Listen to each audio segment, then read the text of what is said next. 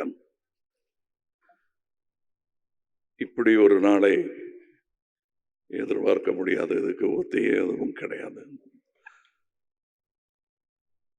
அவரை நான் முதல்ல சந்திச்ச போது எப்படி எங்கூட பழகினாரோ அப்படித்தான் அவர் பெரிய நட்சத்திரமான பிறகும் என்கிட்ட பேசிக்கிட்டு இருந்தார். விஜயராஜ், விஜயகாந்த், இது ரெண்டுக்கும் எனக்கு வித்தியாசமே தெரியாமல் வச்சுக்கிட்டதுக்கான காரணம் நான் அல்ல, அவர். அதாவது அவரை பற்றி சொல்லணுன்னா, அவர் பல விமர்சனங்களை, அவமானங்களை தாங்கி மேலோங்கி வந்தவர். அதுக்காக எந்த காழ்ப்பையும் அவர் வச்சுக்காம, தனக்கு ஏற்பட்ட அவமானங்கள் யாருக்கும் ஏற்படக்கூடாது என்பதில் முனைப்பாக இருந்தவர். அது பாராட்ட வேண்டிய ஒரு விஷயம். நாம் கடந்து வந்துட்டோம், அடுத்தவங்க அவங்க பார்த்துக்கிட்டோம் அப்படிங்கிறது இல்லாமல் அவங்களுக்காக போராடும் ஒரு குரல். அவர் நட்சத்திரமும் ஆனார் என்பது அவர் உழைப்பில் வந்தது என்றாலும், ஆரம்ப நடிகர்களுக்கு, கடைநிலை நடிகர்களுக்கெல்லாம் அவர் ஒரு குரலாக இருந்தது அவர்கள் செய்த பாக்கியம். தமிழக அரசியல் வரலாற்றில் பெரிய தலைவர்களுக்கெல்லாம் வரும் கூட்டம் இவருக்காகவும் வந்ததை நான் பார்த்தேன். அதில் அவர் சேர்த்த சொத்து என்னால் அதுதான்.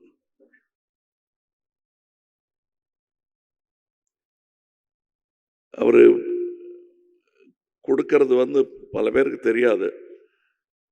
ஐ திங்க் அவருடைய பிறந்த நாள் அன்னைக்குன்னு நினைக்கிறேன், 1998 இருக்கும். தினமணியில் ஒரு கட்டுரை வந்தது. அவர் இறந்த அன்னைக்கு ஒரு கட்டுரை போட்டிருந்தார் எம் பாண்டியராஜன். 1998 நடந்தது அவர் நினைவு கூர்ந்திருந்தார். சீட்டு கிடைத்தும் படிக்க வசதி இல்லாமல் இருந்த 3 என்ஜினியரிங் காலேஜ் மாணவர்களை பற்றிய செய்தி அது. அந்த செய்தியை படிச்சுட்டு பத்திரிகை ஆஃபீஸுக்கு ஃபோன் பண்ணி அவங்களுடைய விடுதி, கட்டிடம், படிக்கும் வசதி எல்லாத்தையும் 3 பேருக்கு ஏற்பாடு பண்ணி கொடுத்துருக்காரு அவர். இது 25 வருஷத்துக்கு முன்னாடினது. இன்னைக்கு அந்த மாணவர்கள் நடுத்தர வயதை எய்தி குழந்தை குட்டிகளுடன் நன்றாக இருப்பார்கள். அதை அவர்களும் மறக்க மாட்டார்கள். நினைவில் வைத்துக் கொண்டிருந்தவர்கள் யாரும் மறக்கவும் மாட்டார்கள்.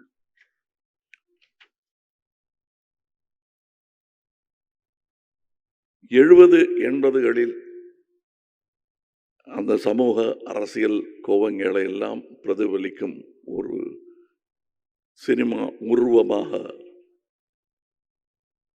விஜயகாந்த் அவர்கள் திகழ்ந்தார் என்றால் மிகையாகாது. கண்டிப்பாக அது ஒரு, எனக்கு அவர்கிட்ட நான் அவருடைய இரங்கல் கூட்டத்தில் அன்னைக்கு அவர் பூதவுடல் அங்கே இருக்கும்போது நான் சொன்னேன், எனக்கு அவர்கள் பிடித்த பல நல்ல குணங்களில் ஒன்று அவருடைய நியாயமான கோபம் என்று. இன்றைக்கும் அவர் ஒரு கிராமத்து ஆள் மாதிரி நாக்கை கடிச்சிக்கிட்டு கோபம் வந்ததுன்னா கேட்டுருவார், கேட்க வேண்டியது. அது எந்த அரங்கமாக இருந்தாலும் அதுக்கு பயப்பட மாட்டார் அவர். அந்த துணிச்சல் பல நேரங்களில் நடிகர் சங்கத்துக்கே உதவியாக இருந்திருக்கிறது. அதற்கு சாட்சி இங்கே இருக்கும் நடிகர்கள். அவர் நடித்த முதல் படம் ஆக்சுவலி அது ஒரு திரைப்பட விழாவுக்கு போக வேண்டிய படம். தூரத்து இடி முழக்கம் போயிற்று. அதிலிருந்து ஒரு கமர்ஷியல் ஹீரோவாக அவர் பெயர் எடுத்தது. அது அவர் திறமை, அவருக்கு கிடைத்த வாய்ப்புகள். இப்போ ராதா ரவி அவர்கள் பேசும்போது சொன்னார்கள், கூட துணை நடிகர்களிடம் கூட இதை எப்படி செய்யலாம்னு கேட்குற அந்த எளிமை.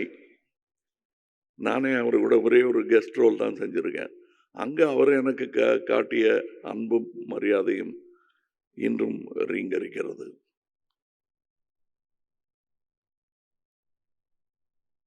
அவருக்கு இருந்த நண்பர்கள் இங்கே கூடியிருக்கிறார்கள். தனக்கு பிடிக்காதவங்களை கூட கூப்பிட்டு பேசிடுவார் அவர். அந்த தைரியம் உண்டு அவருக்கு.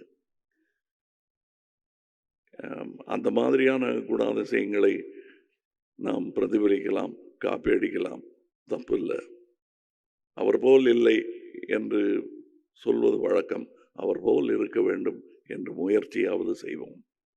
வணக்கம். Good bye Vijayakanth. Good bye captain.